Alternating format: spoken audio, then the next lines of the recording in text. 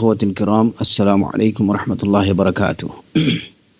আমাদের আজকের আলোচনার বিষয়বস্তু হচ্ছে ডিফিকাল্টিজ অফ ওমেন বা নারীদের সমস্যা। এই বিষয়ে গতদিনের আলোচনায় আমরা এই পর্যন্ত বলছিলাম যে মূলত গুনাহ অনুপ্রবেশের, মানুষের মধ্যে গুনাহ অনুপ্রবেশের প্রধান রাস্তা হচ্ছে চারটি। এর মধ্যে একটা ছিল দৃষ্টি, আরেকটা ছিল তার অন্তরের যে অন্তর বা অন্তরের কুমন্ত্রণা, তৃতীয় হচ্ছিল কথাবার্তা এবং চতুর্থ হচ্ছিল তার চলাফেরা। এই চারটার মধ্যে আমরা আলোচনা করছিলাম লাহাজাত সম্পর্কে বা দৃষ্টি সম্পর্কে। আজকের আলোচনায় সেই দৃষ্টি সম্পর্কে সামান্য কিছু অবশিষ্ট যে আলোচনাটুকু করা দরকার, সেই অবশিষ্ট আলোচনাটুকু করব ইনশাআল্লাহ। এবং পরবর্তী যেটা খাতারাত বা অন্তর, পরবর্তী গুনাহ অনুপ্রবেশের যে রাস্তা যেটা অন্তর, সে সম্পর্কে কিছুটা আলোচনার আশা পোষণ করছি। আল্লাহ সুবহানাহু ওয়া তাআলার কাছে সঠিকভাবে আলোচনার জন্য তৌফিক এবং সাহায্য কামনা করছি। দৃষ্টি অবনত রাখার বিষয়ে কোরআনে কারীমে আল্লাহ সুবহানাহু ওয়া তাআলা যেভাবে মুমিনদের নির্দেশ দিয়েছেন, মুমিন পুরুষদের নির্দেশ দিয়েছেন, তেমনিভাবে নারীদেরকেও নির্দেশ দিয়েছেন। মুমিন পুরুষদেরকে নির্দেশ দিয়ে আল্লাহ আযজা ওয়া জাল সূরাতুন নূরের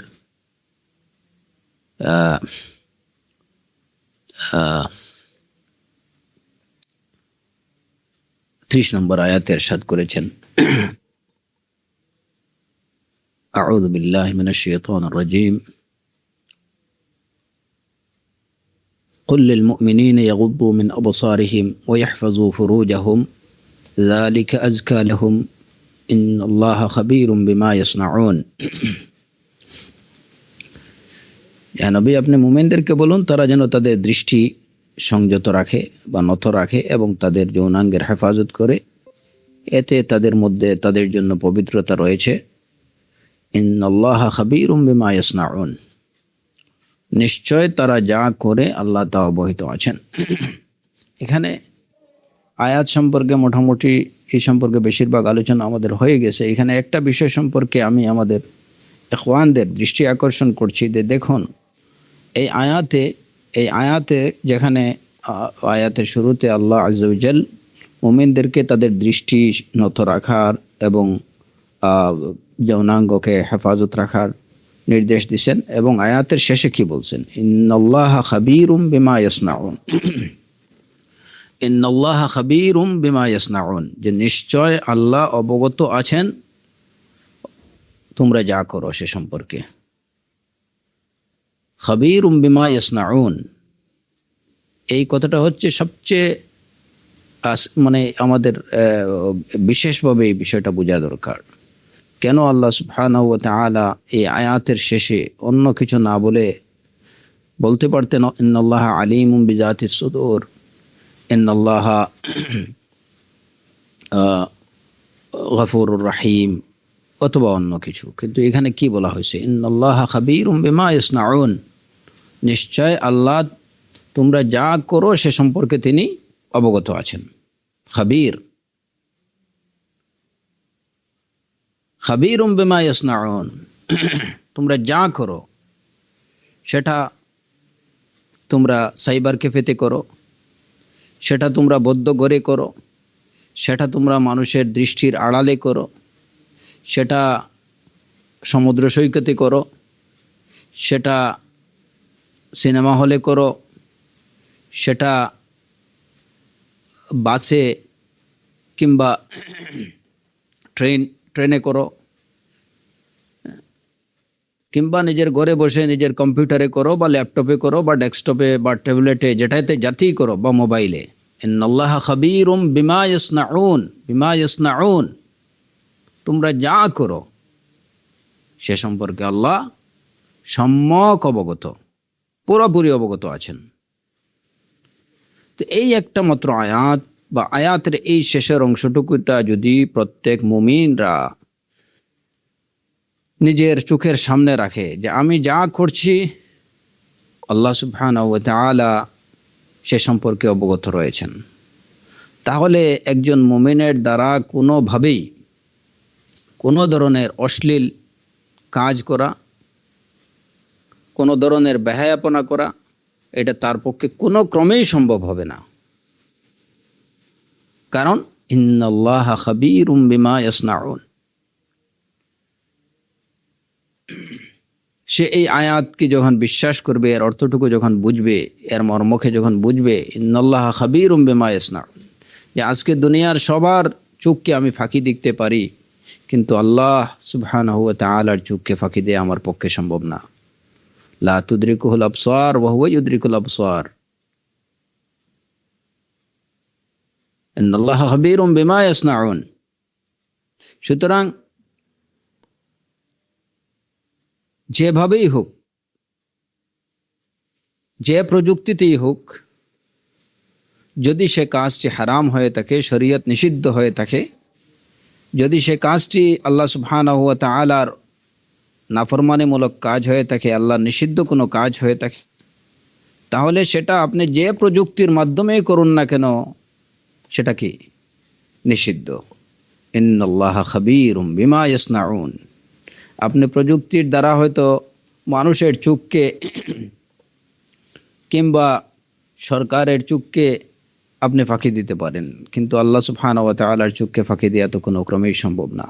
সুতরাং হে মুমিন, হে মুমিনাত, কি করে এইটুকু জানার পরে একজন মুমিন বা একজন মুমিনা কোনো অশ্লীল বেহায়াপনা কাজে লিপ্ত হতে পারে? কোনো ক্রমে এটা তার দ্বারা হতে পারে না। আর যখন তার দ্বারা এরূপ কিছু হবে, তখনই বুঝতে হবে যে তার ইমানের মধ্যে ঘাটতি রয়ে গেছে। এই জন্যই তো রাসূলুল্লাহ সাল্লাল্লাহু আলাইহি ওয়াসাল্লাম বলছেন, লা ইয়াজনি জানি হিনা ইয়াজনি ওয়া হুয়া মুমিন। যখন ব্যভিচারকারী ব্যভিচার করে, তখন সে মুমিন থাকে না, তার থেকে ঈমান উঠে যায়। কারণ আল্লাহ সুবহানাহু ওয়া তাআলার প্রতি বিশ্বাস রেখে, আল্লাহর কিতাবের প্রতি বিশ্বাস রেখে, কোরআনের প্রতি বিশ্বাস রেখে থাকা সত্ত্বেও এরূপ কাজ কোনো মুমিন কিংবা কোনো মুমিনা করতে পারে না। কারণ প্রত্যেক মুমিন এবং মুমিনা এটুকু বিশ্বাস করে, ইন্নাল্লাহা খাবীরুম বিমা ইয়াসনাউন। অতএব এই কথাটুকু আল্লাহ সুবহানাহু ওয়া তাআলার এই কথাটুকুকে সবসময় মনের মধ্যে রাখবেন, যে আমি ছোট হোক বড় হোক, যাই আমি করতেছি, সব কিছু আল্লাহ সুবহানাহু ওয়া তাআলা দেখছেন এবং আমার সব কিছুই লিপিবদ্ধ হচ্ছে। আপনার এই কুকর্মগুলো ইয়াউমাল কিয়ামা আপনার সামনে পেশ করা হবে। ফামান ইয়ামাল মিসকালা যাররাতিন খাইরান ইয়ারাহ ওয়া মান ইয়ামাল মিসকালা যাররাতিন শাররান ইয়ারাহ। যে কণা পরিমাণ, যাররা পরিমাণ নেক আমল করবে, সে সেটা দেখতে পাবে, এবং যে কণা পরিমাণ কোনো মন্দ কর্ম করবে, সেটাও সে দেখতে পারবে। অতএব কিয়ামতের দিন যেন, হে আল্লাহতে বিশ্বাসী মুমিন এবং মুমিনা, কিয়ামতের দিন যেন গোটা সৃষ্টির সামনে আপনাকে অপদস্থ না হতে হয়, অপমানিত না হতে হয়, সে বিষয়ে আপনি সজাগ এবং সতর্ক থাকুন। এবং নিজের যেভাবে কিয়ামতের দিন নিজে সম্মানিত হতে পারেন, আল্লাহ সুবহানাহু ওয়া তাআলার রহমত পেতে পারেন, আল্লাহর মাগফিরাত লাভ করতে পারেন, সেই পথে প্রত্যেক মুমিন এবং মুমিনার এগিয়ে চলা উচিত। তো এই যে বিশেষ করে খাবীরুম বিমা ইয়াসনাউন, এই আয়াত মুমিনদেরকে নির্দেশ দেওয়ার পরে বলা হয়েছে ইন্নাল্লাহা খাবীরুম বিমা ইয়াসনাউন। এর পিছনে যে হিকমাগুলো আছে সেগুলো তো অবশ্যই আল্লাহ সুবহানাহু ওয়া তাআলা জানেন, অসংখ্য হিকমা। এবং মুফাসসিরিন কিরাম উলামায়ে কেরাম যেটুকু বুঝেন, এটা সেই আল্লাহর অসংখ্য এর মধ্যে যে নিহিত হিকমার মধ্যে, অসংখ্য হিকমার মধ্য থেকে খুব সামান্যই আমরা বুঝতে পারি। তো এর একটা হিকমা যেটা বোঝা যায় সেটা হচ্ছে যে কেন মুমিনদেরকে গদ্দুল বাসার এবং হিফজুল ফুরুজের নির্দেশ দেওয়া বললেন, ইন্নাল্লাহা খাবীরুম বিমা ইয়াসনাউন। এই নির্দেশটা কিন্তু মুমিনাতদেরকে নির্দেশ দেওয়ার পরে এই কথাটুকু আসেনি। মুমিনদেরকে নির্দেশ দেওয়ার পরে, অর্থাৎ পুরুষদের নির্দেশ দেওয়ার পরে এই কথাটুকু বলা হয়েছে যে নিশ্চয় আল্লাহ তোমরা যা করো সে সম্পর্কে সম্যক অবগত।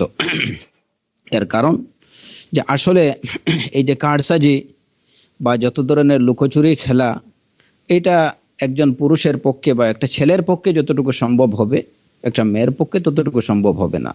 এটা সে যে কোনো এনভায়রনমেন্টেই থাকুক না কেন, সে তার আকলের সংকীর্ণতার দরুন কিংবা তার নিজস্ব সীমাবদ্ধতার দরুন বা যে কোনো কারণেই হোক, ততটুকু কারসাজি করা, লুকোচুরি করা, এটা একজন নারীর দ্বারা ততটুকু সম্ভব হয় না। চোখ নিয়ে, নিজের দৃষ্টি নিয়ে দৃষ্টির অপব্যবহার এবং এই যে যৌনাঙ্গের অপব্যবহার, এই অপব্যবহারের ক্ষেত্রে নারীরাও এটা সেটা করতে পারে, কিন্তু তাদের এই অপব্যবহারের ফিল্ড বা ক্ষেত্রটা সীমিত, পুরুষদের তুলনায় অনেক সীমিত। যদিও দেখা যায় যে বর্তমান প্রযুক্তির যুগে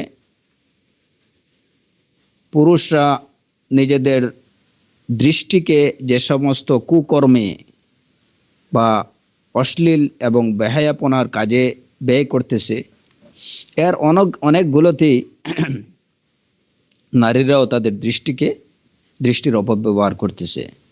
কিন্তু তারপরেও সার্বিক হিসাবে দেখা যাবে যে একজন পুরুষের দ্বারা তার দৃষ্টি বা তার প্রাইভেট পার্টসগুলা যতটুকু অপব্যবহার করার ক্ষেত্র তার সামনে যতটুকু উন্মুক্ত, একজন নারীর ক্ষেত্রে ততটুকু না। এর জন্যই আল্লাহ সুবহানাহু ওয়া তাআলা বিশেষভাবে এখানে পুরুষদের নির্দেশ দেওয়ার পরে বলছেন, ইন্নাল্লাহা খাবীরুম বিমা ইয়াসনাউন। যদিও কোরআনে কারীমে যে সমস্ত নির্দেশ পুরুষদেরকে সম্বোধন করে দেয়া হয়, সাধারণত সেই সম্বোধনের ভিতরে বা সেই নির্দেশের আদেশের মধ্যে নারীরাও অন্তর্ভুক্ত রয়েছে। ইন্নাল্লাহা খাবীরুম বিমা ইয়াসনাউন, এই কথাটি যেভাবে যে আল্লাহ সুবহানাহু ওয়া তাআলা তারা যা করে সে সম্পর্কে তিনি অবগত রয়েছেন, এই কথাটি যেভাবে যে পুরুষরা যা করে সে সম্পর্কে যেমন তিনি অবগত, তেমনি নারীরাও যা করে সে সম্পর্কেও তিনি অবগত রয়েছেন। এরপরে মুমিনাতদেরকে নির্দেশ দিয়েছেন আল্লাহ সুবহানাহু ওয়া তাআলা, ওয়াকুল লিল মুমিনাতি ইয়াগদুদনা মিন আবসারিহিন্না ওয়া ইয়াহফাজনা ফুরুজাহুন্না ওয়া লা ইউবদিনা যিনাতাহুন্না ইল্লা মা যাহারা মিনহা ওয়ালিয়াদরিবনা বিখুমুরিহিন্না আলা জুয়ুবিহিন্না ওয়া লা ইউবদিনা যিনাতাহুন্না ইল্লা লিবুউলাতিহিন্না আও আবাই বুউলাতিহিন্না أو أبنائهن أو أبناء بعولتهن أو إخوانهن أو بني إخوانهن أو بني أخواتهن أو نسائهن أو ما ملكت أيمانهن أو التابعين غير أولي الإربة من الرجال أو الطفل الذين لم يظهروا على عورات النساء ولا يضربن بأرجلهن ليعلم ما يخفين من زينتهن وتوبوا إلى الله جميعا أيها المؤمنون لعلكم تفلحون। এই আয়াতে আল্লাহ সুবহানাহু ওয়া তাআলা মুমিনাতদেরকে নির্দেশ দিয়েছেন, ইমানদার নারীদেরকে বলুন তারা যেন তাদের দৃষ্টিকে সংযত রাখে, ওয়া ইয়াহফাজনা ফুরুজাহুন্না, তারা যেন তাদের যৌনাঙ্গ হেফাজত করে, আর ওয়ালা ইউবদিনা যিনাতাহুন্না ইল্লা মা যাহারা মিনহা, সাধারণত প্রকাশমান যা কিছু তা ছাড়া যেন তারা তাদের অন্য কোনো সৌন্দর্য প্রদর্শন না করে। ওয়ালিয়াদরিবনা বিখুমুরিহিন্না আলা জুয়ুবিহিন্না, তারা যেন তাদের ওড়না বক্ষ দেশে ফেলে রাখে। এবং ওয়ালা ইউবদিনা জিনাতাহুন্না ইল্লা লিবুউলাতিহিন্না আও আবাইহিন্না ইলা আখিরিল আয়া, তারা যেন তাদের স্বামী, পিতা, শ্বশুর, পুত্র, স্বামীর পুত্র, ভ্রাতা, ভ্রাতুষ্পুত্র, ভগ্নীপুত্র, নিজেদের স্ত্রীলোক, অধিকারভুক্ত বাদী, যৌন কামনামুক্ত পুরুষ, অবালক, যারা নারীদের গোপন অঙ্গ সম্পর্কে অজ্ঞ, তাদের ব্যতীত আর কারো কাছে তাদের সৌন্দর্য প্রকাশ না করে।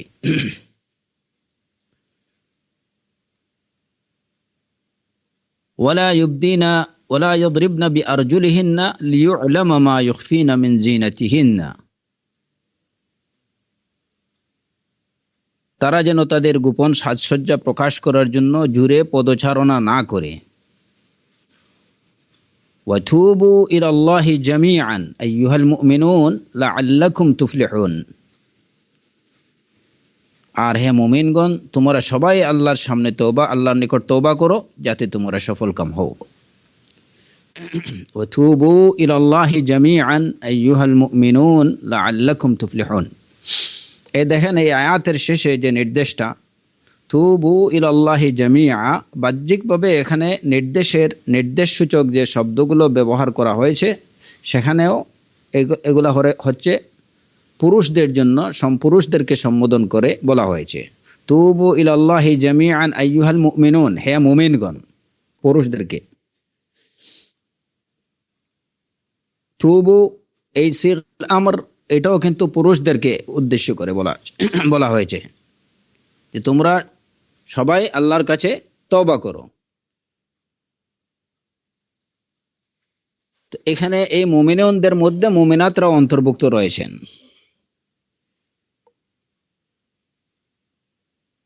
মুমিনদের মধ্যে মুমিনাতরাও অন্তর্ভুক্ত রয়েছেন এবং কোরআনে কারীমের অধিকাংশ আয়াতই দেখা যায় যে যেখানে মানে পুরুষদেরকে সম্বোধন করা বলা হয়েছে, কিন্তু এর মধ্যে নারীরাও অন্তর্ভুক্ত। আয়াতের শুরুতে নির্দেশ দেওয়া হয়েছে ওয়াকুল লিল মুমিনাত ইয়াগদুদনা মিন আবসারিহিন্না ওয়া ইয়াহফাজনা ফুরুজাহুন্না, এবং শেষে বলা হলো ওয়াতুবু ইলাল্লাহি জামিআ, তোমরা সবাই, পুরুষ এবং মহিলা, নারী, সবাই তোমরা আল্লাহর নিকট তওবা করো লাআল্লাকুম তুফলিহুন, যাতে করে তোমরা সফলকাম হতে পারো, বা তাতে আশা করা যায় তোমরা সফলকাম হবে। তো এই তওবার নির্দেশ পুরুষদের জন্য যেমন তেমনি নারীদের জন্য।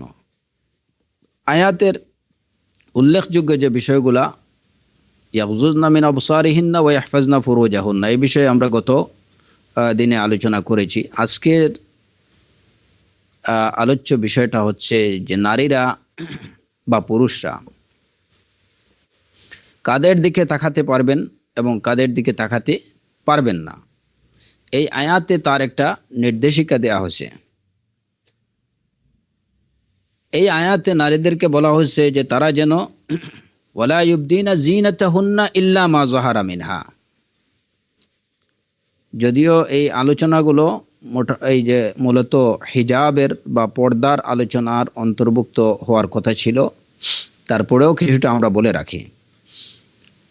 ওয়ালা ইয়াদরিবনা ওয়ালা ইউবদিনা জিনাতাহুন্না ইল্লা মা যাহারা মিনহা, নারীদেরকে বলুন, মুমিনাতদেরকে বলুন, তারা যেন তাদের সাজসজ্জা প্রকাশ না করে ইল্লা মা যাহারা মিনহা, তবে যেটুকু সাধারণত প্রকাশ পায় সেটুকু ছাড়া। যেটুকু সাধারণত প্রকাশ পায় সেটুকু কোনটুকু, সেই বিষয়ে মুফাসসিরিন কিরাম এবং সাহাবায়ে কেরাম মধ্যে এ বিষয়ে মতবিরোধ ছিল বা মতভিন্নতা দেখা যায়। যদিও প্রকৃত অর্থে সেটা কোনো মতভিন্নতা না, কিন্তু বাহ্যিকভাবে যে বর্ণনাগুলো পাওয়া যায় সেখানে একটু ভিন্নতা দেখতে পাওয়া যায়।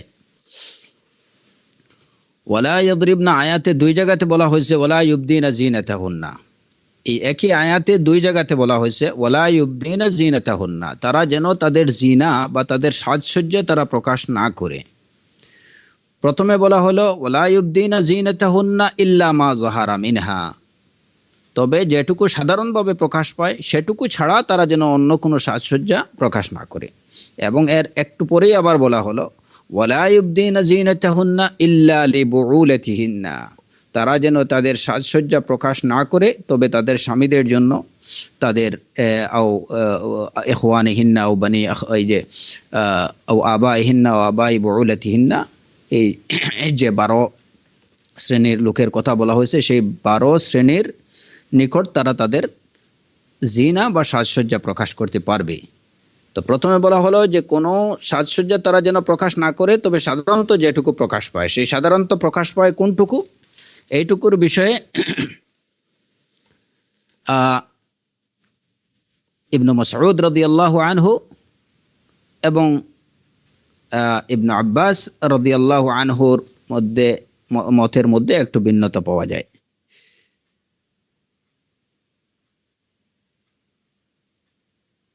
তো এখানে মা যাহারা মিনহা বলতে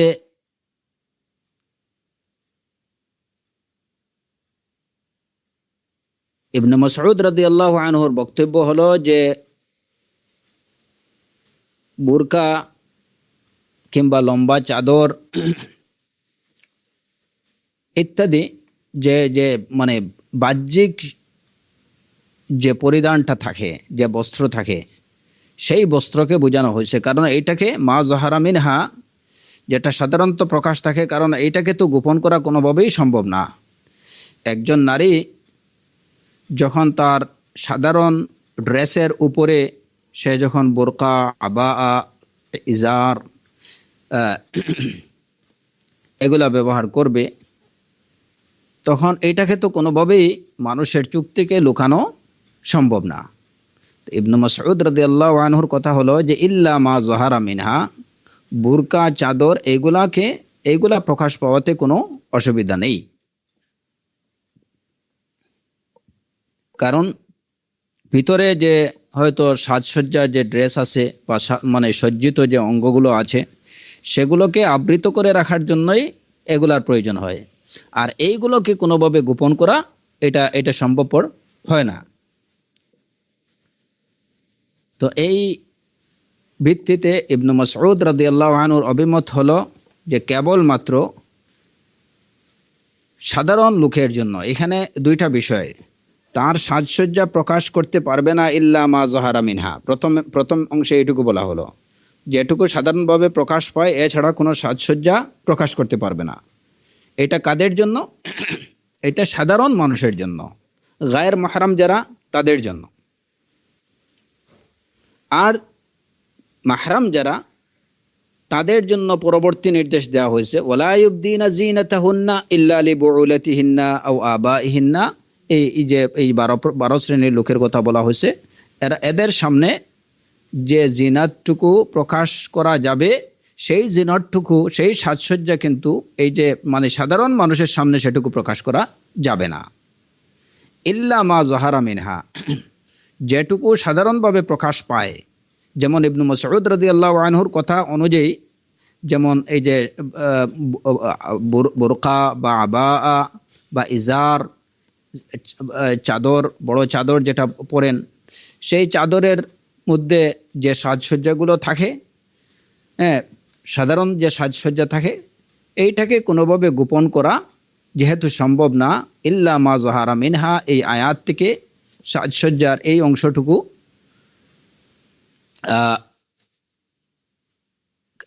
আলাদা করা হয়েছে, মানে এই অংশটুকু প্রকাশ করা যাবে।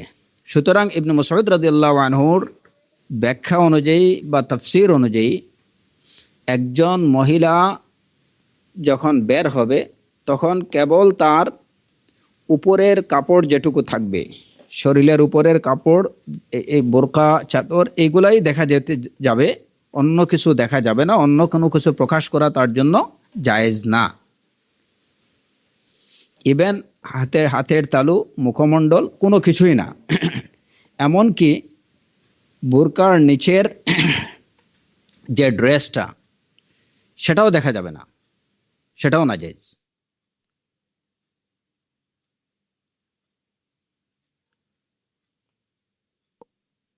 আর ইবনু আব্বাস রাদিয়াল্লাহু আনহুর অভিমত হচ্ছে যে ইল্লা মা যাহারা মিনহা,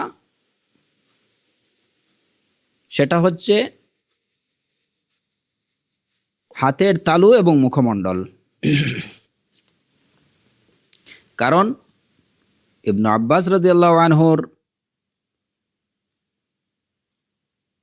কথা হচ্ছে যে ইল্লা মা যাহারা মিনহা, যে কোনো একজন মহিলা যখন প্রয়োজনে বের হবে তখন অবশ্যই তার কোনো কিছু হাত দিয়ে ধরতে হবে, তার কোনো কিছু দেখতে হবে। তো সেই অনুযায়ী মুখমণ্ডল এটাকে সবসময় আবৃত করে রাখা এটা কোনোভাবেই সম্ভব না, বা হাতের তালুকে সবসময় আবৃত করে রাখা সম্ভব না।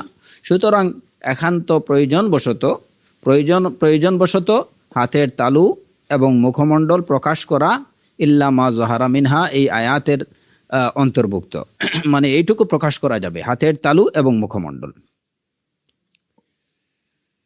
এটা হচ্ছে ইবনু আব্বাস রাদিয়াল্লাহু আনহুর অভিমত। সুতরাং ইবনু আব্বাস রাদিয়াল্লাহু আনহুর মত অনুযায়ী দেখা যায় যে একজন নারী প্রয়োজনে যদি বের হন বা ঘরেই গায়ের মাহরাম যারা, তাদের সামনে তার নিজের চেহারা এবং হাতের তালু উন্মুক্ত রাখতে পারবেন। কিন্তু ইবনু মাসউদ রাদিয়াল্লাহু আনহুর অভিমত অনুযায়ী দেখা যায় যে না, কোনোভাবেই গায়ের মাহরাম যারা, তাদের সামনে হাতের তালু কিংবা মুখমণ্ডল তো দূরের কথা, কেবলমাত্র যে শরীর ঢাকার যে পোশাক, সেই পোশাকটা বাহ্যিক পোশাকটাই প্রদর্শন করা যাবে,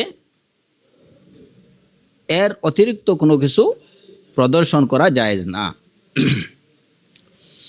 কিন্তু এবং এই যে ইবনু মাসউদ রাদিয়াল্লাহু আনহু এবং ইবনু আব্বাস রাদিয়াল্লাহু আনহুর এই দুইটা অভিমতের উপর ভিত্তি করেই কিন্তু পরবর্তী উলামায়ে কেরামদের মধ্যে এই যে ইখতিলাফ, যেটা যে আল ওয়াজহ এটা আওরার অন্তর্ভুক্ত কিনা, এই বিষয়ে যে উলামায়ে কেরামদের মধ্যে যে ভিন্ন মত বা ইখতিলাফ, সেই ইখতিলাফের এই ভিত্তিতেই ইবনু আব্বাস রাদিয়াল্লাহু আনহু এবং ইবনু মাসউদ রাদিয়াল্লাহু আনহুর অভিমতের উপর ভিত্তি করেই ইখতিলাফ। কিন্তু সকল সাহাবায়ে কেরাম রিদওয়ানুল্লাহি আলাইহিম আজমাইন এবং আইম্মায়ে কেরাম, উলামায়ে কেরাম এই বিষয়ে সকলেই একমত যে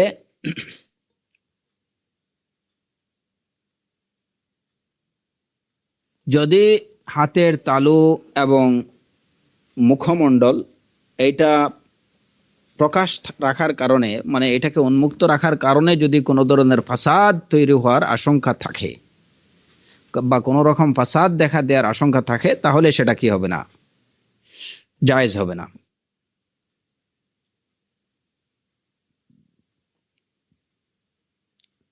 যদি হাতের তালু এবং মুখমণ্ডল উন্মুক্ত রাখার কারণে ফাসাদ দেখা দেওয়ার আশঙ্কা থাকে, তাহলে সেই অবস্থায় একজন নারীর জন্য তার মুখমণ্ডল বা হাতের তালু কোনো কিছুই প্রকাশ করা জায়েজ না।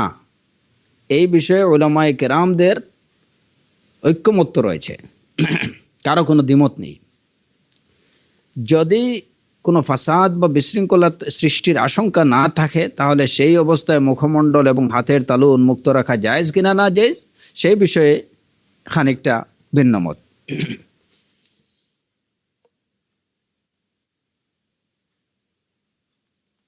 এবং এ বিষয়ে সব একমত যে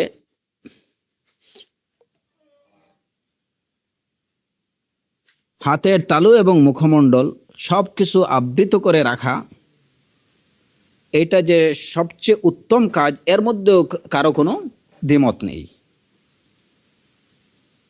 হাতের তালু এবং মুখমণ্ডল আবৃত করে রাখা, সেটা ফাসাদের আশঙ্কা থাকুক বা নাই থাকুক, সর্বাবস্থায় সেটুকু দেখে রাখা এটা যে উত্তম কাজ, তার মধ্যে এ বিষয়ে কারো কোনো দ্বিমত নেই।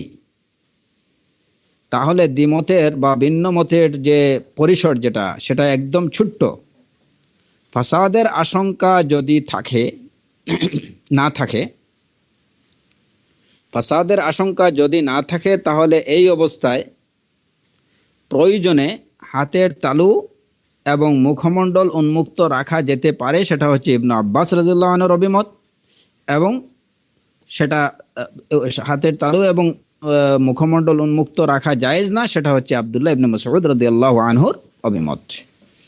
কিন্তু ফাসাদের আশঙ্কা থাকলে সবাই এই বিষয়ে একমত যে এটা কি করা যাবে না, কোনোভাবেই এগুলো উন্মুক্ত রাখা যাবে না এবং এটা নাজায়েজ। আর এ বিষয়ে সবাই একমত যে সর্বাবস্থা এগুলো দেখে রাখা এটাই হচ্ছে উত্তম। ইল্লা মা যাহারা মিনহা, তো এইটুকু প্রকাশ করা, এই যে জায়েজ না জায়েজের যে ভিন্নতার বিষয়টা, এটা হচ্ছে কাদের জন্য, যে একজন নারী গায়ের মাহরামের সামনে কতটুকু প্রকাশ করতে পারে সে বিষয়ে এই কথাগুলো। যে একান্ত যদি ইবনে আব্বাস রাদিয়াল্লাহু আনহুর কথা অনুযায়ী সে তার মুখমণ্ডল এবং হাতের তালু প্রকাশ করতে পারে যদি কোনো ধরনের ফিতনা বা ফাসাদের আশঙ্কা না থাকে। কিন্তু যেহেতু বর্তমান সময়ে হাতের তালু আর মুখমণ্ডল উন্মুক্ত রাখা তো দূরের কথা, সব কিছু দেখে রাখেও ফাসাদ থেকে নিষ্কৃতি পাওয়া যাচ্ছে না। তো সেই অবস্থায় বর্তমান সময়ে একজন নারী গায়ের মাহরামের সামনে তার সর্বাঙ্গ ঢেকে রাখবে, কেবলমাত্র বাহ্যিক পরিধান যেটা আবা, বোরকা, ইজার বা চাদর, এইগুলো ছাড়া, যেগুলোকে হয়তো ঢেকে রাখা বা যেগুলোকে গোপন করা কোনোভাবে সম্ভব হয় না, সেগুলো ছাড়া অন্য কিছুকে প্রকাশ করা কোনো অবস্থাতেই জায়েজ নয়। এ বিষয়ে কারো কোনো দ্বিমত নেই। বর্তমান সময়কার উলামায়ে কেরাম, হাক্কানি উলামায়ে কেরামদের মধ্যে, আহলুস সুন্নাহ ওয়াল জামায়াতের হাক্কানি উলামায়ে কেরামের মধ্যে কারো কোনো দ্বিমত নেই। হ্যাঁ, তথাকথিত কিছু প্রগতিবাদী আলেম যারা আছে, যারা এই যে প্রগতির নামে যারা মানুষের জন্য দুর্গতি নিয়ে আসে, এই সমস্ত এই ধরনের কিছু লোক যারা নিজেদেরকে আলেম বলে দাবি করে, তারাই বর্তমান সময়ে মহিলাদেরকে এই যে বিভিন্ন যুক্তি উপস্থাপন করে তাদেরকে বেপর্দা হওয়ার প্রতি উৎসাহিত করছে, কিংবা বেপর্দা চলাফেরার পথ তাদেরকে দেখিয়ে দিচ্ছে। যুক্তি হিসাবে বা প্রমাণ হিসাবে তারা ইবনে আব্বাস রাদিয়াল্লাহু আনহুর এই অভিমতটাকে তারা পেশ করে থাকে। কিন্তু ইবনে আব্বাস রাদিয়াল্লাহু আনহু কোন প্রেক্ষাপটে এবং কি শর্তে এইটুকু বলছেন, সেই ব্যাখ্যাটুকু তারা মানুষের সামনে উপস্থাপন করে না। পরবর্তী আইম্মায়ে কেরাম, উলামায়ে কেরাম এই বিষয়ের অনুমতি যারা দিছেন, তারা কি শর্তে এবং কোন প্রেক্ষাপটে এই এই এই কথাটুকু বলছেন, সেটা তারা মানুষের সামনে প্রকাশ করে না করেই কেবলমাত্র ইবনে আব্বাস রাদিয়াল্লাহু আনহুর এই অভিমত দিয়েই যে একজন নারী তার চেহারা উন্মুক্ত রেখে, হাত উন্মুক্ত রেখে চলাফেরা করতে পারবে, তাতে কোনো আপত্তি নেই। এবং দলিল হিসাবে এই ওয়ালা ইউবদিনা যিনাতাহুন্না ইল্লা মা যাহারা মিনহা, এই আয়াতকে দলিল হিসাবে উপস্থাপন করে। তো এটা হচ্ছে ফাআম্মাল্লাযীনা ফি কুলুবিহিম যায়গুন ফায়াত্তাবিউনা মা তাশাবাহা মিনহু ইবতিগা আল ফিতনাহ ওয়া ইবতিগা তাউইলিহি, এরা ফিতনা অন্বেষণ করার উদ্দেশ্য নিয়েই, তারা হীন উদ্দেশ্যে এই বিষয়টা প্রসার করছে। প্রকৃত আহলুস সুন্নাহ ওয়াল জামায়াতের হাক্কানি রব্বানি উলামায়ে কেরাম যারা, তাদের এ বিষয়ে কোনো, এবং বর্তমান সময়কার উলামায়ে কেরামদের মধ্যে এ বিষয়ে কোনো দ্বিমত নেই যে এই বর্তমান সময়ে এই ফিতনা ফাসাদের যুগে অবশ্যই একজন নারীর জন্য তার সর্বাঙ্গ ঢেকে রাখা ওয়াজিব। মুখমণ্ডল কিংবা হাতের তালু প্রকাশ করা তার জন্য জায়েজ না। বিশেষ করে মুখমণ্ডলের বিষয়ে, চেহারার বিষয়ে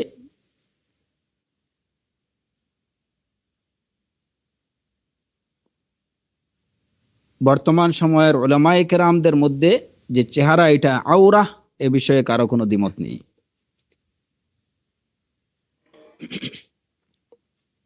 তো এটা হচ্ছে গায়ের মাহরামের জন্য। যারা মাহরাম তাদের জন্য, তো এখানে তাহলে কি বোঝা গেল যে একজন নারী এতটুকু প্রকাশ করতে পারবে। তাহলে বোঝা গেল যে একজন পুরুষ যদি একান্ত তার দৃষ্টি পড়ে, তাহলে একজন নারীর তার বাহ্যিক পোশাক যেটা হিজাবের উপরে, তার আবার উপরে, তার চাদরের উপরে পড়তে পারে। এবং সেই পড়াটা যদি হয় প্রথম দৃষ্টি যেটা, সেই দৃষ্টি অকস্মাৎ দৃষ্টি, হ্যাঁ, এবং কোনো হীন উদ্দেশ্যে বদ উদ্দেশ্যে যদি না হয়, তাহলে এটা এটা এটা কোনোভাবেই কিনা আল্লাহ সুবহানাহু ওয়া তাআলা এটার উপরে পাকড়াও করবেন না। কিন্তু প্রথমবার চাওয়ার পরে আবার দ্বিতীয় দৃষ্টি যদি দেয় ইচ্ছে করে, তাহলে অবশ্যই তোর জন্য জবাবদিহি করতে হবে। আবার প্রথম দৃষ্টি যদি কেউ দেয় হীন উদ্দেশ্য নিয়ে, তাহলে এটার জন্য তাকে জবাবদিহি করতে হবে। তাহলে এখানে বিষয় হলো তিনটা, যে একজন পুরুষ একজন নারীর গায়ের মাহরাম একজন নারীর দিকে তার বাহ্যিক পোশাক বা তার হিজাবের যে পোশাকটুকু প্রকাশ প্রকাশ থাকে, যেটুকুকে গোপন রাখা কোনো ক্রমেই সম্ভব হয় না, সেটুকুর দিকে সে তাকাতে পারে। সেই তাকানোটা এটা যদি হয় তার অকস্মাৎ প্রথম দৃষ্টি, তাহলে সেই দৃষ্টিটাতে কোনো এর জন্য তাকে জবাবদিহি করতে হবে না, আল্লাহ সুবহানাহু ওয়া তাআলা সেটা ক্ষমা করে দেবেন। কিন্তু দ্বিতীয় দৃষ্টি যদি সে দ্বিতীয়বার দৃষ্টি ফেলে, তাহলে সেই দৃষ্টির জন্য তাকে জবাবদিহি করতে হবে।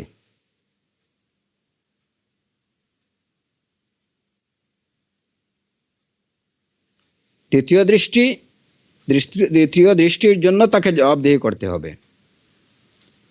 আবার প্রথম দৃষ্টিটা যদি সে কোনো উদ্দেশ্যে বা অসৎ কু উদ্দেশ্য নিয়ে যদি তাকায়, প্রথমবারই তাকায়, তাহলে সেটার জন্য তাকে জবাবদিহি করতে হবে। এই তাকানোটা যদি ইসলামিক পরিবেশে একজন মহিলা বের হয়, বা একজন মহিলার ঘরেই তার এই বাহ্যিক যতটুকু ইল্লা মা জাহারা মিনহা পোশাক আশাকের যেটুকু গোপন করা তার পক্ষে সম্ভব না, সেটুকুর দিকে যদি একজন পুরুষ তাকায়, তাহলে এটার হচ্ছে এই বিধান। ঠিক এমনিভাবে যে যেখানে নারীরা হেজাব ছাড়া বা শরীয়ত নির্দেশিত পর্দা ছাড়া যেখানে বের হয়, যেমন বর্তমান সমাজের অবস্থা, এই সমাজে যে এটা খুবই দুষ্কর যে একজন মুমিন রাস্তায় বের হবে আর একজন বেপর্দা মহিলার উপরে তার দৃষ্টি পড়বে না, এটা খুবই ভেরি রেয়ার, এবং এটা অনেকটা দুঃসাধ্য। তো এই অবস্থায়ও কিন্তু যে যদি ওই মুমিন ওই বেপর্দা নারীর দিকে প্রথম দৃষ্টিতে, মানে অকস্মাৎ দৃষ্টি বা যে দৃষ্টিকে এড়ানো কোনোভাবেই সম্ভব না, সেই দৃষ্টি যদি পড়ে, তাহলে এর জন্য তাকে জবাবদিহি করতে হবে না, এর জন্য তার কোনো গুনাহ হবে না। কিন্তু উনি যদি আবার দ্বিতীয়বার তাকান, তাহলে অবশ্যই তাকে তোর জন্য জবাবদিহি করতে হবে।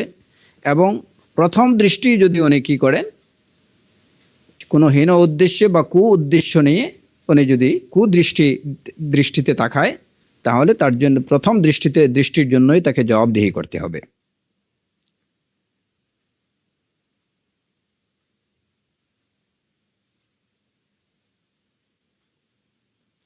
সেম রুলিং নারীর জন্য পুরুষের ক্ষেত্রে।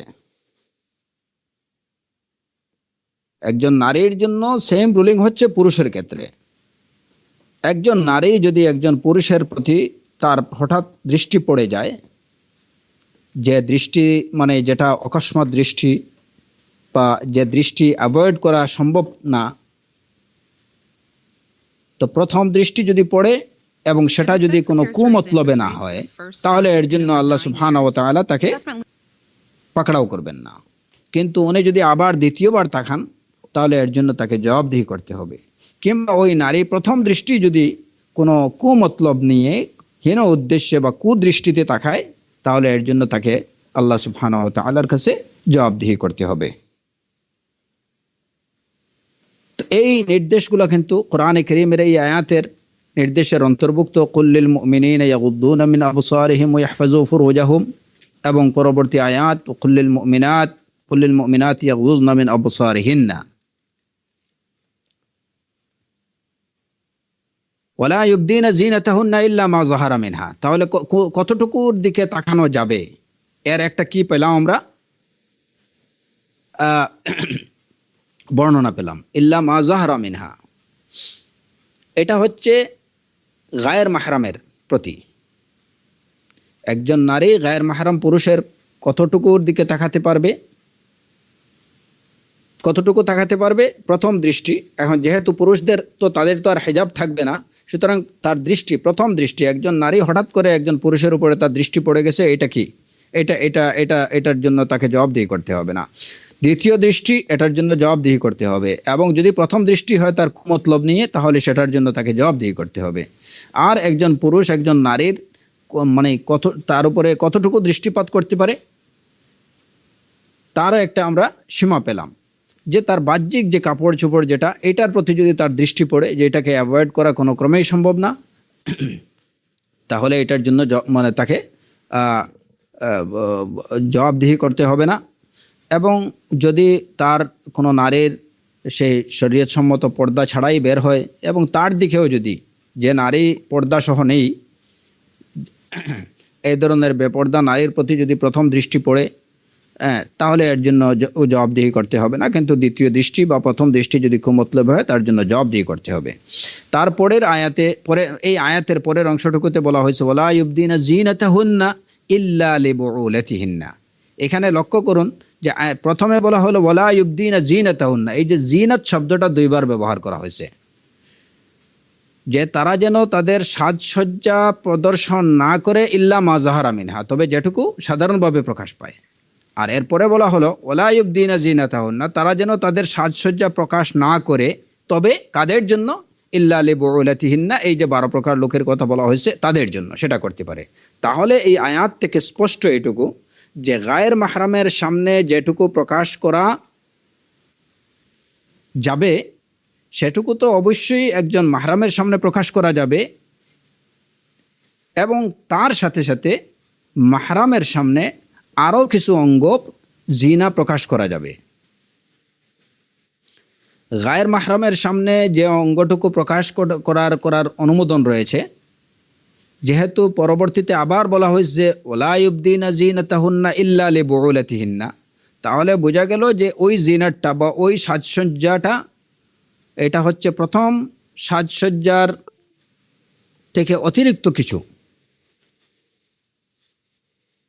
গায়ের মাহরামদের জন্য এতটুকু ইল্লা মা যাহারা মিনহা, আর মাহরামদের জন্য কতটুকু, এ বিষয়ে কি মুফাসসিরিন কিরামের, উলামায়ে কিরামের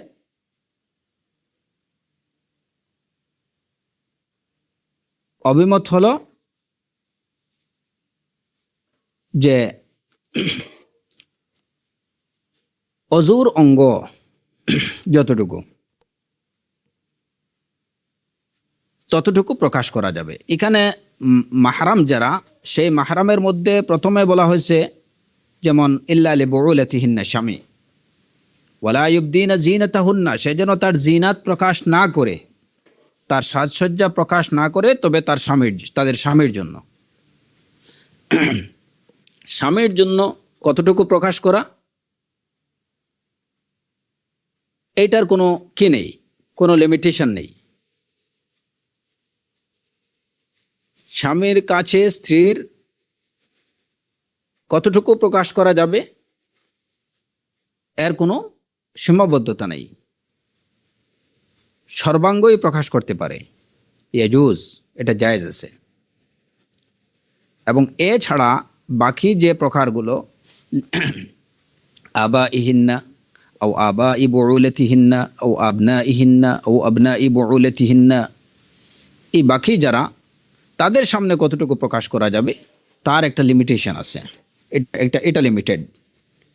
তাহলে এখানে তিনটা বিষয়, প্রথমত যারা গায়ের মাহরাম তাদের সামনে কতটুকু মা জাহারা মিনহা, যারা গায়ের মাহরাম তাদের মধ্যে প্রথমত হলো যে স্বামীর জন্য কোনো সীমারেখা নেই যে এতটুকু দেখতে পারবে, সর্বঙ্গ দেখতে পারে, তার জন্য জায়েজ আছে।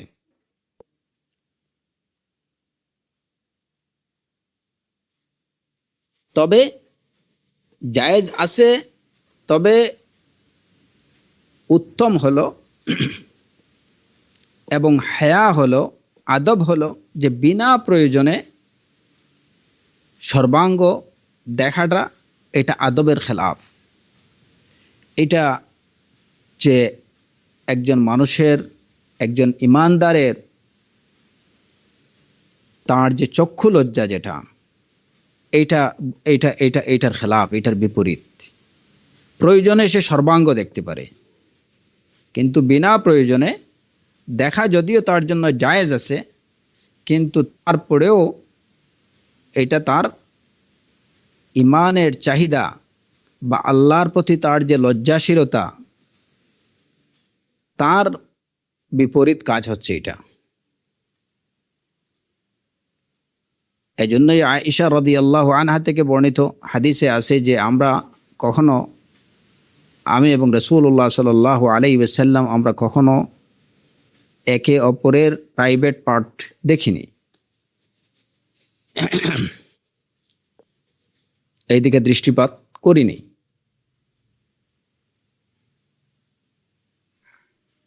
এই মাহরামদের মধ্যে স্বামী ব্যতীত অন্য যারা আছে তাদের সামনে কতটুকু প্রকাশ করা যাবে, এ বিষয়ে উলামায়ে কেরামদের কথা হলো যে অজুর যে অঙ্গগুলো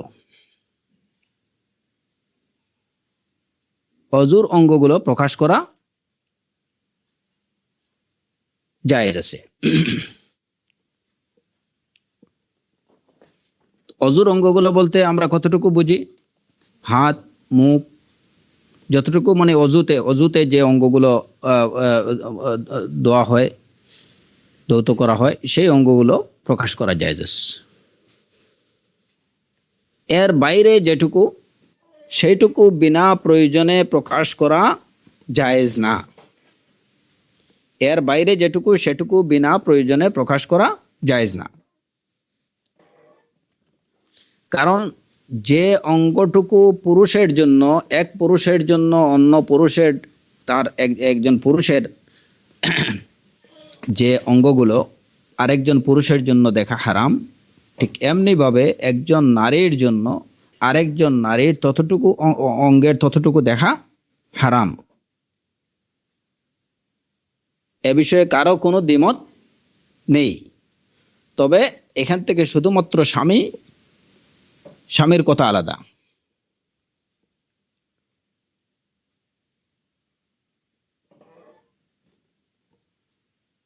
এবং বিনা প্রয়োজনে বাহ্যিকভাবে বা সাধারণভাবে মানুষের অঙ্গের যে অংশটুকু হচ্ছে আওরা, যেটুকু সব সময় দেখে রাখা ওয়াজিব, সেই অঙ্গটুকু দিকে একজন মহিলার, সেই অঙ্গটুকুর দিকে যেভাবে আরেকজন মহিলার তাকানো হারাম, ঠিক এমনিভাবে সেই অঙ্গটুকুর দিকে একজন পুরুষের আরেকজন পুরুষের সেই অঙ্গটুকুর দিকে তাকানো হারাম। এ বিষয়ে কারো কোনো দ্বিমত নেই। আর এছাড়া অজুর যে অঙ্গগুলো যেগুলো, সেই অঙ্গগুলো মাহরাম যারা আছেন তাদের সামনে প্রকাশ করা জায়েজ। কিংবা যে অঙ্গটুকু অপ্রকাশিত রেখে সালাত আদায় করলে সালাত হয়ে যাবে, সেই অঙ্গটুকু মাহরামের সামনে প্রকাশ করা জায়েজ।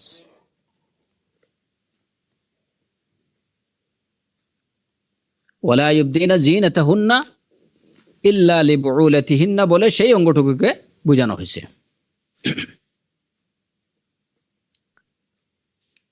এবং এখানে এই যে স্বামী ব্যতীত আরও যারা আছে তারা কারা, এক মানে সংক্ষিপ্তভাবে আপনারা জেনে নিন যে আয়াতে যাদের সামনে ওই সাজসজ্জার অঙ্গটুকু প্রকাশ করা জায়েজ বলা হয়েছে তারা হচ্ছেন, যেমন প্রথমত স্বামী, ইল্লা লিবুলাতিহিন্না, দ্বিতীয় হচ্ছে আবা ইহিন্না, পিতার মধ্যে দাদা পরদাদা সবাই এর অন্তর্ভুক্ত। তো প্রথমত স্বামী, দ্বিতীয় হচ্ছে পিতা, পিতার মধ্যে দাদা অন্তর্ভুক্ত, তৃতীয় হচ্ছে শ্বশুর, শ্বশুরের মধ্যে শ্বশুরের পিতাও অন্তর্ভুক্ত, চতুর্থ হচ্ছেন নিজ গর্ভজাত সন্তান, নিজের সন্তান, পঞ্চম হচ্ছে যে স্বামীর অন্য স্ত্রীর গর্ভজাত পুত্র, ষষ্ঠ হচ্ছে নিজের ভাই, সহোদর ভাই, বৈমাত্রেয় ভাই, বৈপিত্রেয় ভাই, সবাই এর অন্তর্ভুক্ত।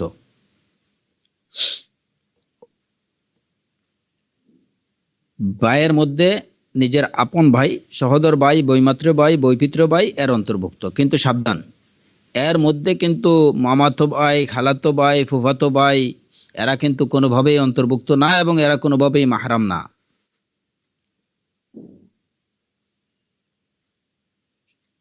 7 নম্বর হচ্ছে ভ্রাতুষ্পুত্র, মানে এই যে নিজের ভাইয়ের ছেলে।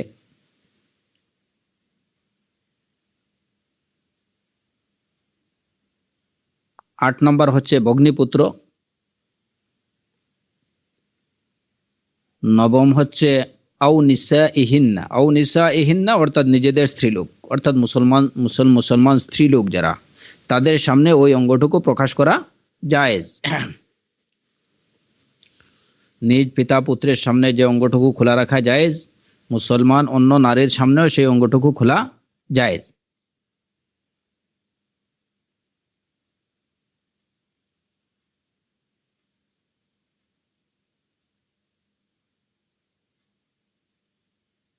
এবং দশম হচ্ছে আউমা মালাকাত আইমানুহুম,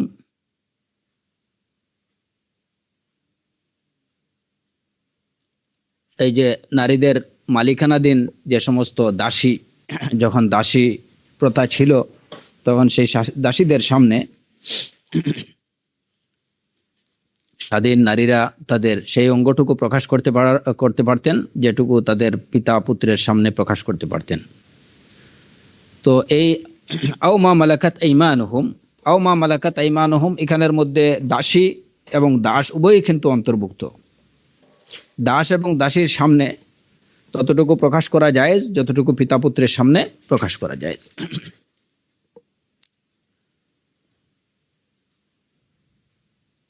11 নম্বর হচ্ছে আউত তাবিঈনা গায়রি উলিল ইরবাতি মিনার রিজাল,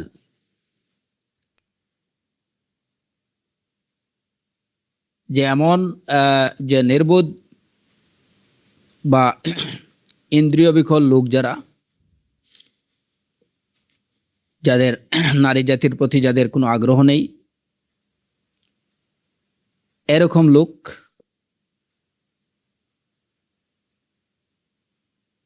তাদের সামনে ততটুকু প্রকাশ করা যায় যতটুকু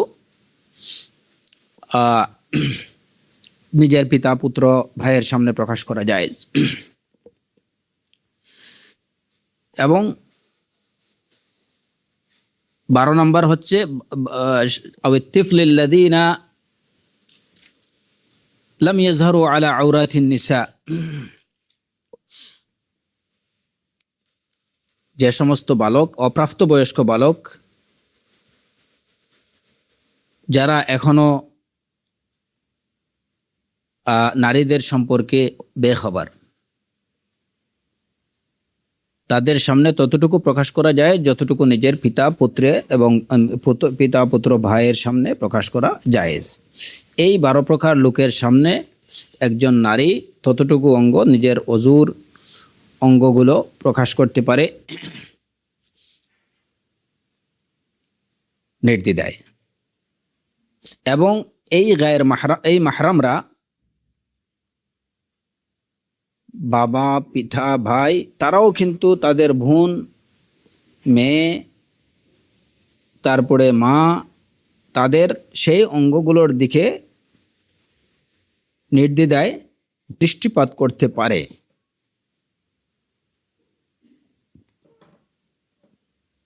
তাতে কোনো অসুবিধা নেই।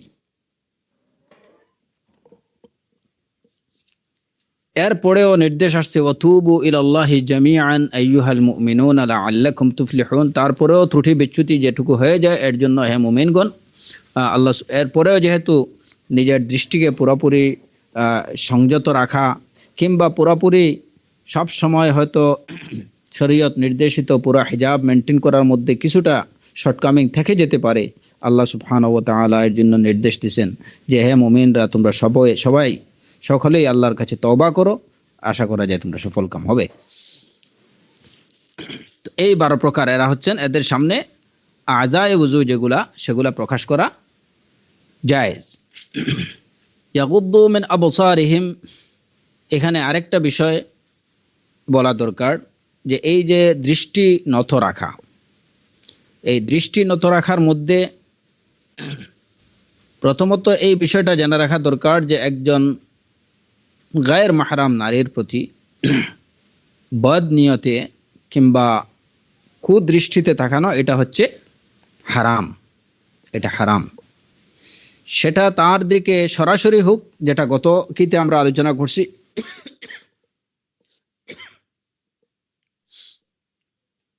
সরাসরি যেমন তার দিকে তাকানো হারাম, তেমনিভাবে তার ছবির দিকেও কুদৃষ্টিতে তাকানো হারাম।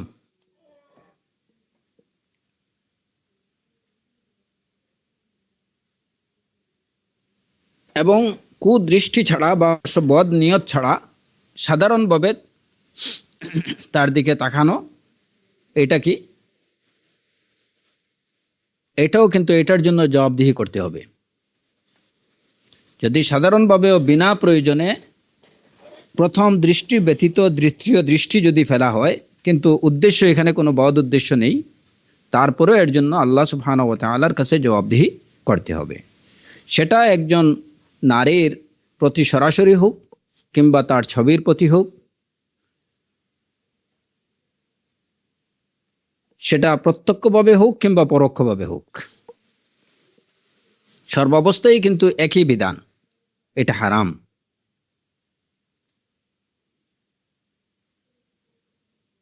ইয়াগুদ্দু মিন আবসারিহিম, দৃষ্টিকে নত রাখা, এই যে এর মধ্যে এই বিষয়ের প্রতিও ইঙ্গিত যে কারো ঘরে উকি মেরে দেখা কিংবা এই যে দূরবীক্ষণ দিয়ে দূরের থেকে নিজের বাসার বারান্দায় বসে, হ্যাঁ, আরও অনেক দূরে হয়তো এখানে দূরবীক্ষণ লাগিয়ে একটা মেয়ের দিকে তাকানো, এই সব কিছুই কিন্তু এই আয়াতের অন্তর্ভুক্ত এবং এই আয়াত দ্বারা এই সবগুলোই কিন্তু হারাম প্রমাণিত।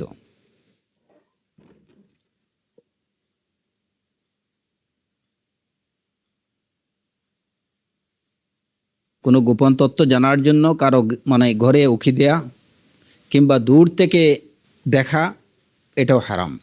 এইটা যেভাবে একজন পুরুষের জন্য দূরে থেকে কিংবা গোপনে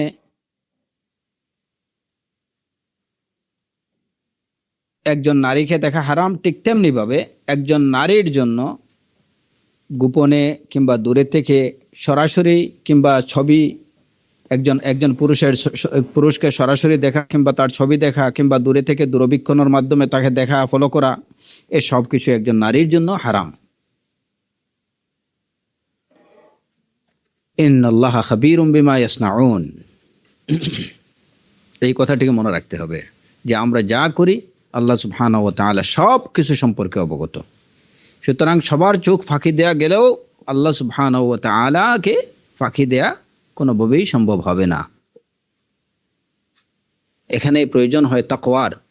যখন একজন মুমিন বা একজন মুমিনা এই শুধু তার মনের মধ্যে এই বিষয়টা থাকবে যে আমার প্রত্যেকটা কাজকর্ম আল্লাহ সুবহানাহু ওয়া তাআলা দেখতেছেন, তিনি রাকিব, তিনি সামিউম বসির, খাবীরুম বিমা ইয়াসনাউন। এই যে আসমা এবং সিফাতের উপরে যদি শুধুমাত্র আসমা এবং সিফাতের লেকচার শুনলাম সেটাই না, আসমা এবং সিফাতের অর্থ কী, তাৎপর্য কী। আমি বিশ্বাস করি যে আস-সামি' আল্লাহ সুবহানাহু ওয়া তাআলার সিফাত, আল বসির আল্লাহ সুবহানাহু ওয়া তাআলার সিফাত, আর রকিব আল্লাহ সুবহানাহু ওয়া তাআলার সিফা, আল খাবির আল্লাহ সুবহানাহু ওয়া তাআলার সিফা, শুধু এটুকু জানলাম, তাতে কি হলো? সেই সিফাতের মুক্তাজা কি, এর দাবি কি, এর হাকিকত কি, সেটা যদি আমি না বুঝতে পারি এবং তাতে যদি আমি বিশ্বাসী না হই, তাহলে বুঝতে হবে যে আসমা এবং সিফাতের উপরে আমার ঈমান পূর্ণতা পায়নি। আমি প্রকৃত অর্থে আসমা এবং সিফাতের উপরে ঈমান পোষণ করিনি। এইটাই বোঝা যায়। একজন মোমেন যদি প্রকৃত অর্থে আল্লাহ সুবহানাহু ওয়া তাআলার এসব সিফাতকে বিশ্বাস করে যে প্রকৃত অর্থে আল্লাহ সুবহানাহু ওয়া তাআলা সামিউন বসীর, ইয়ালামু খাইনাতাল আ'য়ুনি ওয়া মা তুখফিস সুদূর, ইন্নাল্লাহা কানা আলাইকুম রাকিবা, ইন্নাল্লাহা খাবীরুম বিমা ইয়াসনাউন। আল্লাহ সুবহানাহু ওয়া তাআলার এই সমস্ত সিফাতের উপরে যদি একজন মুমিন, একজন মুমিনা প্রকৃত অর্থে বিশ্বাসী হয়ে থাকে, তাহলে অবশ্যই সে কোনোভাবেই তার চোখের খেয়ানত করতে পারবে না এবং এই আয়াতের নির্দেশের বাহিরে যেতে পারবে না।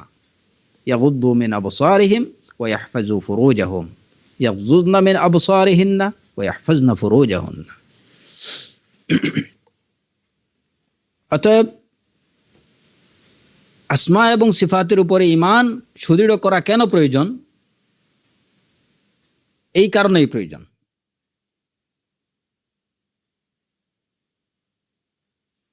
আমার যত বেশি একজন মুমিন এবং একজন মুমিনা যত বেশি আল্লাহ সুবহানাহু ওয়া তাআলার আসমা এবং সিফাতকে বুঝবে এবং এটাকে আত্মস্থ করবে, এটাকে যখন আত্মস্থ করবে অর্থাৎ অন্তর থেকে এর হাকিকত, এর তাৎপর্য যখন উপলব্ধি করবে, তখন তার মধ্যে তাকওয়া সৃষ্টি হবে। একজন লোক যদি এটুকু না বুঝতে পারে যে আল্লাহ সুবহানাহু ওয়া তাআলা খাবীর, আল্লাহ সুবহানাহু ওয়া তাআলা রাকিব, আল্লাহ সুবহানাহু ওয়া তাআলা সামি', আল্লাহ সুবহানাহু ওয়া তাআলা বসীর, এর হাকিকত যদি সে না বুঝতে পারে, তাহলে তার মধ্যে তাকওয়া আসবে কোথা থেকে? সে কাকে ভয় করবে? তার ভয় কোথা থেকে আসবে? তো তাকওয়া নিজের মধ্যে আনয়ন করার জন্য বা তাকওয়া অবলম্বন করার জন্য আসমা এবং সিফাতের ঈমান পরিপক্ক হওয়া চাই। এই আয়াতে আরেকটা নির্দেশ এই বিষয়ের প্রতিও কিন্তু আমাদের সমাজের যারা নিজেকে মুসলিমা বলে দাবি করেন নারীরা খুবই উদাসীন। এই আয়াতে আরেকটা সুস্পষ্ট নির্দেশ হচ্ছে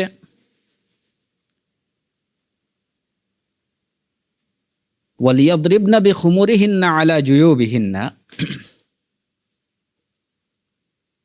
তারা যেন তাদের ওয়ালিয়াদরিবনা বিখুমুরিহিন্না, খুমুর বা খিমার বলা হয় যেটাকে, এই যে মাথার মধ্যে রাখা হয় যে ওড়নাটা,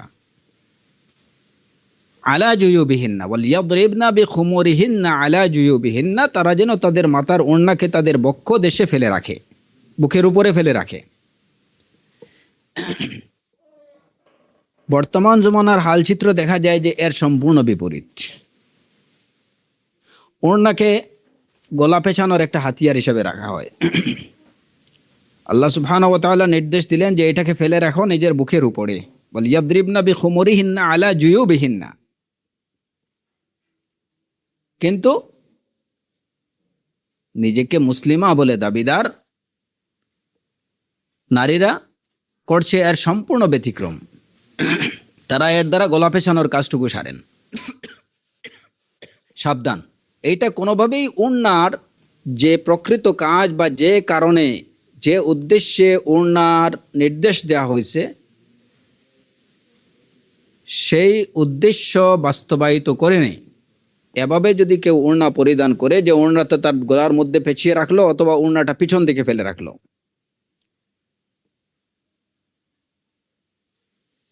তাহলে সে এইটুকু বলতে পারবে না যে আমি তো গায়ে ওড়না দিছি, আমি তো মাথায় ওড়না দিছি। মাথায় তো দেয়া তো দূরের কথা, সেটা থাকে তার গলার মধ্যে পেছানো। তো আসলে তার ভাবসাব হলো, তার লিসানে হাল হলো এইটুকু যে আমার গলার মধ্যে ফাঁস লাগিয়ে দাও, আমি নিজেই ফাঁস লাগিয়ে দিচ্ছি। এবং এর কারণেই এই যে সমাজে মাঝে মধ্যে হয় কি, যে অনেক সময় এই যে মহিলারা, নারীরা, অনেক মেয়েরা নিজেরাই কি করে আত্মহত্যা করে, এবং সেগুলোর বেশিরভাগই গলায় ওড়না পেঁচিয়ে। আরে গলায় ওড়না পেঁচিয়ে তো সারাদিনই ঘোরাফেরা করে, তো ওইটা একটু ঝুলন্ত হলো, ঝুলে গেল, এই তো আর এর থেকে বেশি কিছু করেনি। অত সারাদিনই ইন্ডিকেট করতেছে যে আমি আত্মহত্যা করতে চাই, আর না ওড়না ওইটা গলায় পেঁচিয়ে রাখবে কেন? আল্লাহ সুবহানাহু ওয়া তাআলা নির্দেশ দিচ্ছেন ওয়ালিয়াদরিবনা বিখুমুরিহিন্না আলা জুয়ুবিহিন্না, তারা যেন তাদের মাথার ওড়নাটা তাদের বুকের উপরে ফেলে রাখে। অথচ মুসলিমারা করছে এর সম্পূর্ণ বিপরীত কাজ। এবং এই যে খুমর বা খিমারটা, যেটা এই খিমারটা কিন্তু মাথা থেকে ঘাড় পর্যন্ত যেটা কাভার করে, এবং ঘাড় থেকে এটা বুকের উপরে নেমে আসবে। পিঠের যে উপরের অংশটা যেটা, এটাকে পুরা কাভার করবে এবং বুকের উপরে নেমে আসবে, এটাই হচ্ছে খিমার। কিন্তু দেখা যায় আমাদের সমাজের মুসলিমা দাবিদার নারীদের যে অবস্থা, যে পিঠের উপরের অংশটুকু থাকে পুরা খালি, ওড়না থাকে গলায় পেছানো। তো এইটা তো কোনোভাবেই এই ওড়না, এটা তো ওড়না, এটা খিমার না, এটা খিমার না। এটা হয়তো বেশি থেকে বেশি বলা যেতে পারে যে অনেক সময় পুরুষরা শীতের দিনে এই যে গলা বা কান পেছানোর জন্য যে কানটা বন্ধ রাখার জন্য যে কাপড়টা ইউজ করে, সেটাই।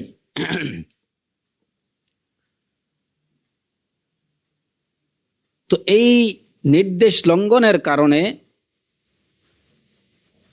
যে প্রথমত তারা আল্লাহ সুবহানাহু ওয়া তাআলার সুস্পষ্ট নির্দেশ ওয়ালিয়াদরিবনা বিখুমুরিহিন্না আলা জুয়ুবিহিন্না, একটা ওয়াজিব নির্দেশের মানে স্পষ্ট বিরোধিতা করলো তারা।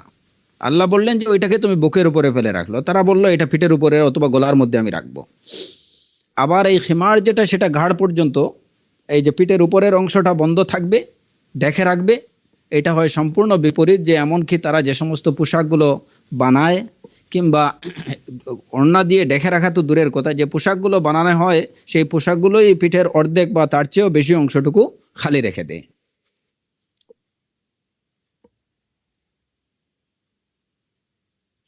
এটা হচ্ছে কোরআনে কারীমের নির্দেশের সম্পূর্ণ বিপরীত বিষয়। আর তাদের সুবহানাল্লাহ, এই যে কোরআনের নির্দেশের বিপরীত পন্থা অবলম্বনের কারণে তারা আখিরাতে তো খেসারতের বা শাস্তির জন্য নিজেদেরকে প্রস্তুত করে রাখছে, তাছাড়া দুনিয়ার নিজেকে দুনিয়ার খেসারতের সম্মুখীনও করছে। দুনিয়ার খেসারত কিভাবে? এরা নিজেকে দুনিয়াতে ক্ষতিগ্রস্ত করছে, আর আখিরাতে তো ক্ষতিগ্রস্ত করছে।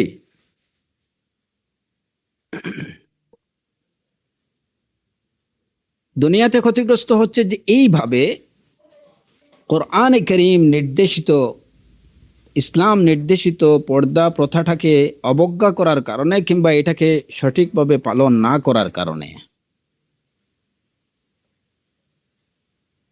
আজকে দেখা যায় যে নারীরা, এদের বেশিরভাগেরই যারা বেপর্দা চলাফেরা করে, তাদের স্কিনের অবস্থা খুবই খারাপ।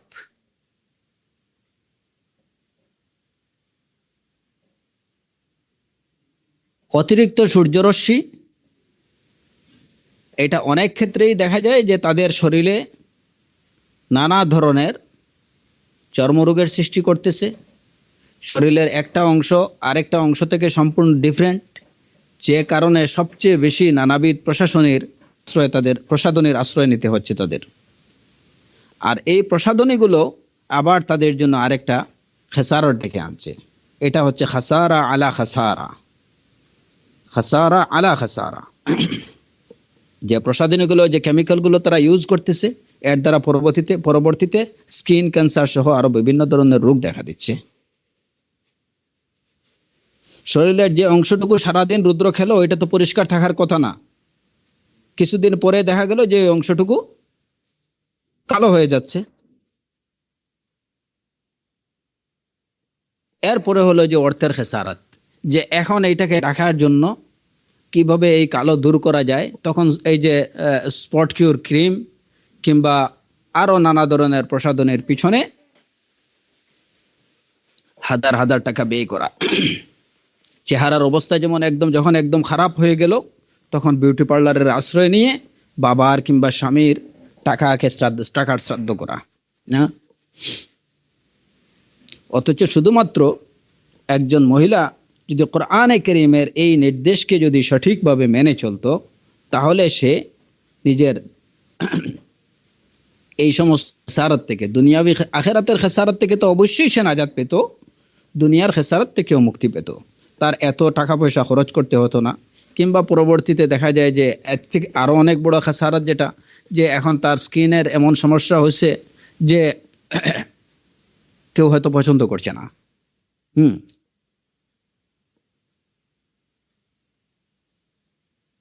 সুবহানাল্লাহ। যখন মানুষ আল্লাহ সুবহানাহু ওয়া তাআলার নির্দেশকে লঙ্ঘন করবে, আল্লাহ সুবহানাহু ওয়া তাআলার ইসলামের প্রত্যেকটা নির্দেশের মধ্যে অজস্র হিকমা রয়েছে এবং প্রত্যেকটা নির্দেশের মধ্যে মানব জাতির জন্য কল্যাণ রয়েছে।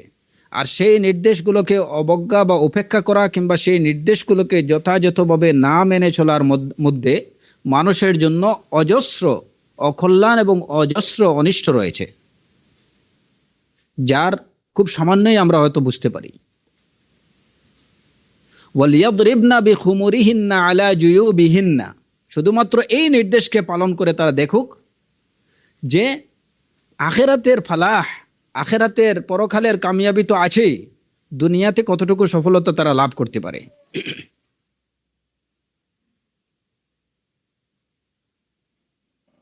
এরপরে এই আয়াতে আরেকটা নির্দেশ আছে, ওয়ালা ইয়াদরিবনা বিআরজুলিহিন্না লিয়া'লামা মা ইউখফিনা মিন জিনাতিহিন্না, যে তারা যেন জোরে পদচারণা না করে, যাতে করে গোপন সাজসজ্জা প্রকাশ পায়, এভাবে জোরে যেন পদচারণা না করে। এই জায়গাতেও আল্লাহ সুবহানাহু ওয়া তাআলার এই নির্দেশের সুস্পষ্ট বিরোধিতা করছেন আমাদের সমাজের মুসলমান দাবিদার নারীরা। আল্লাহ সুবহানাহু ওয়া তাআলা নির্দেশ দিলেন, ওয়ালা ইয়াদরিবনা বিআরজুলিহিন্না লিয়া'লামা মা ইউখফিনা মিন জিনাতিহিন্না, তারা যেন জোরে পদচারণা না করে, যাতে করে তাদের গোপন সাজসজ্জা প্রকাশ পায়, বা গোপন সাজসজ্জা প্রকাশ করার জন্য তারা এটাকে জানান দেওয়ার জন্য তারা যেন জোরে পদচারণা না করে।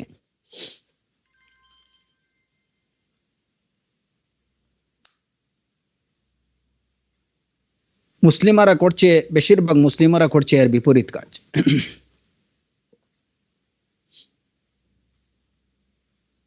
পায়ে যদি যারা নূপুর ব্যবহার করছে, তারা জোরে পদচারণা করছে যে তার পায়ে নূপুর আছে, ওইটা জানান দেওয়ার জন্য।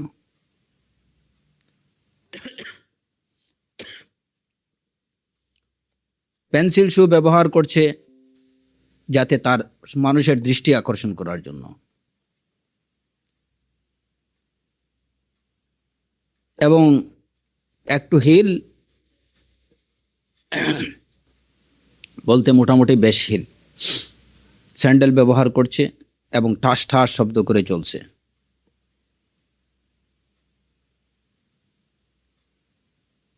গায়ের মাহরামদের দৃষ্টি আকর্ষণের জন্য। নতুবা কেন এভাবে করবে? যদি প্রশ্ন করা হয় যে তুমি কেন এভাবে শব্দ করে চলছো, তাহলে তার উত্তরটা কি হবে? একদম ইনসাফের সাথে যদি একটা মেয়েকে জিজ্ঞেস করা হয় যে তুমি পেন্সিল শু পরে তুমি এভাবে চলছো কেন শব্দ করে, তাহলে তার জবাবটা, উত্তরটা কি হবে? যে না, এমনিতে তো হতে পারে না, নিশ্চয় একটা মতলব আছে। কি মতলব সেটা? হয়তো পেন্সিল শু পরছো, তুমি খাটো, তুমি দেখতে খাটো, কিন্তু তোমাকে যাতে একটু উঁচা লম্বা মনে হয়, সেই কারণে তুমি এটা প্রতারণার উদ্দেশ্যে তুমি পড়ছো।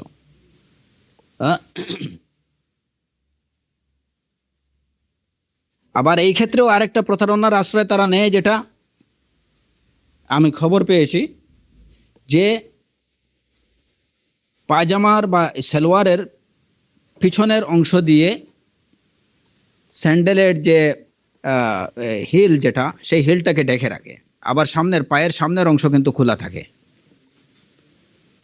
যাতে করে একজন লোক বুঝতে না পারে যে ও কতটুকু কয় ইঞ্চি উঁচা একটা স্যান্ডেল পরছে। মাশাআল্লাহ, দেখতে তো মনে হয় 5 ফুট 7-8 ইঞ্চি হবেন, কিন্তু ওইটা খুলে নিলে উনি হয়তো 4 ফুট 8 ইঞ্চির উপরে হবেন না। এটা প্রতারণা ছাড়া আর কি।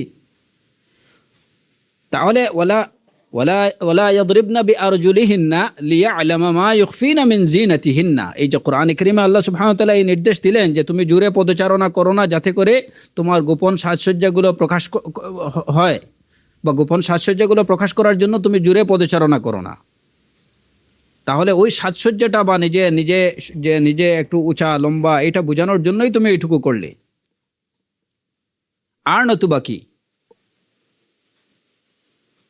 জোরে পদচারণা করা হচ্ছে যে সবাই চেয়ে দেখো আমি ইটালিয়ান ব্র্যান্ডের একটা শু, পেন্সিল শু পরছি,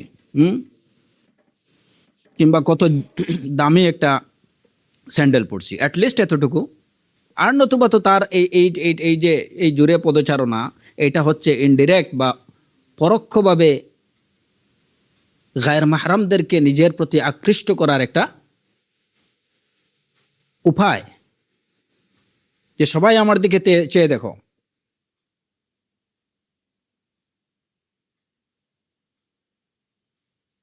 তো এইটা কোরআনে কারীমের যে সুস্পষ্ট বিরোধিতা।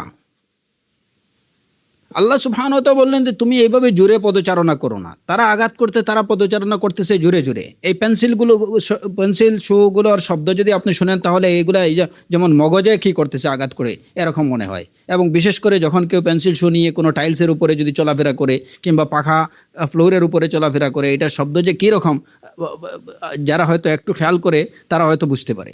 সে পুরুষ সে নারীরই হোক, অনেক নারীদেরই এরকম শব্দ অসহ্য।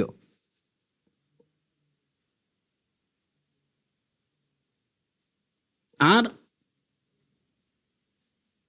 এর যে এই এই এই যে খেসারা, এই কোরআনে কারীমের এই নির্দেশের বিরোধিতার খেসারা যেটা আখেরাতে, তো এটা অবধারিত। যদি সে তওবা না করে এবং এই কাজ থেকে এগুলো থেকে পুরোপুরি ফিরে না আসে। আর এই নির্দেশ লঙ্ঘন করার দুনিয়াতে এর খাসারা, এটা অসংখ্য খাসারা। আমরা খুব কমই এর এই খাসারা সম্পর্কে বা এর কি সম্পর্কে আমরা বুঝি। মাঝে মধ্যে প্রায় দেখা যায় পেন্সিল শু নিয়ে যখন অ্যাক্সেলেটরে উঠতে যাচ্ছেন, মাশাআল্লাহ অবস্থা তখন একদম খারাপ হয়ে গেছে। এরকম দুই একটা ঘটনার প্রত্যক্ষদর্শী আমি নিজেই।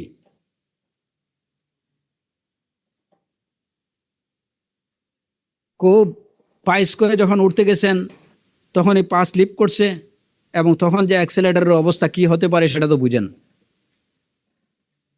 সুবহানাল্লাহ। এরপরে হলো যে একজন নারীর জন্য ফিজিক্যালি, তার স্বাস্থ্যের জন্য, তার শরীরের জন্য এরকম শু বা উঁচু কিক পরা, বা এই যে জুড়ে শব্দ করে পাকে জুড়ে ফেলা, এটা তার শরীরের জন্য এটা অত্যন্ত ক্ষতিকর, অত্যন্ত ক্ষতিকর।